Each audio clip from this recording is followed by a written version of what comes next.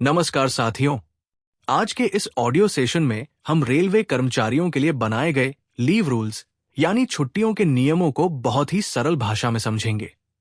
चाहे आप नए ज्वाइनी हो या सीनियर स्टाफ, इन नियमों की जानकारी आपके लिए बहुत जरूरी है।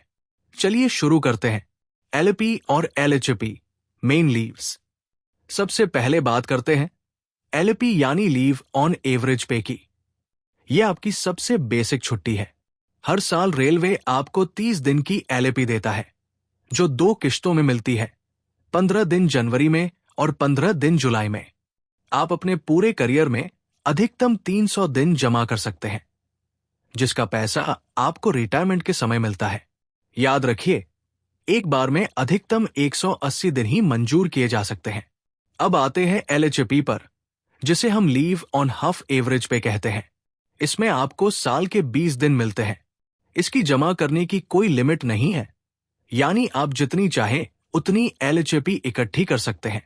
अगर आप बीमार हैं, तो आप अपनी एलएचपी को कम्यूटेड लीव में बदलवा सकते हैं, जिसमें आपकी 2 छुट्टियां कटेंगी और आपको पूरे दिन की सैलरी मिलेगी। सीएल और एससीएल सडन नीड्स। अगली बारी है सीएल यानी कैजुअल लीव की। ये अचानक आए कामों के लिए होती है। नॉर्मल स्टाफ को साल में 8 दिन और जिन्हें छुट्टियां नहीं मिलती उन्हें 11 दिन की सीएल दी जाती है। दिव्यांग साथियों को 4 दिन एक्स्ट्रा मिलते हैं। एक बात का खास ख्याल रखें, सीएल कभी भी दूसरी छुट्टियों के साथ जोड़कर नहीं ली जा सकती और साल खत्म होते ही ये बची हुई सीएल बेकार हो जाती है। इसके अलावा होती है एससीएल स्पेशल कैजुअल लीव। ये खास मौकों पर मिलती है, जैसे अगर आप स्काउट्स गाइड्स में हैं, स्पोर्ट्स कोटा से हैं या किसी यूनियन मीटिंग में जा रहे हैं। यहां तक कि बंद या बाढ़ जैसी स्थिति में भी एससीएल दी जा सकती है। स्टडी लीव और एलएनडी। अगर आप आगे पढ़ना चाहते हैं तो रेलवे आपको स्टडी लीव की सुविधा देता है, लेकिन इसके लिए आपकी 5 साल की सर्विस पूरी होनी चाहिए। ये शुरू में 12 महीने के लिए मिलती है और इसे 24 महीने तक बढ़ाया जा सकता है।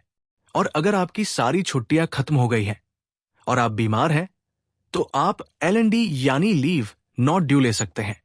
ये एक तरह का एडवांस्ड है जो आपको मेडिकल सर्टिफिकेट के आधार पर मिलता है और बाद में आपकी लैब से काट लिया जाता है।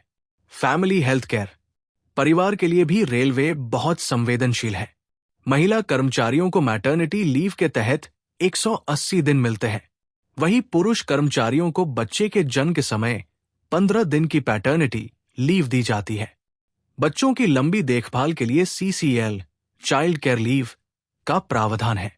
ये महिला और सिंगल मेल एम्प्लॉय को पूरे करियर में 730 दिन के लिए मिलती है। पहले साल पूरी सैलरी और दूसरे साल 80% सैलरी दी जाती है। अंत में अगर ड्यूटी के दौरान कोई चोट लगती है तो रिल work related illness and injury leave दी जाती है। इसमें अस्पताल में रहने तक और उसके बाद भी कुछ समय तक पूरी सैलरी मिलती है। तो साथियों, ये थे रेलवे के मुख्य अवकाश नियम। आशा है कि ये ऑडियो लेक्चर आपके काम आएगा। सुरक्षित रहें और अपनी ड्यूटी को पूरी निष्ठा से निभाएं। धन्यवाद।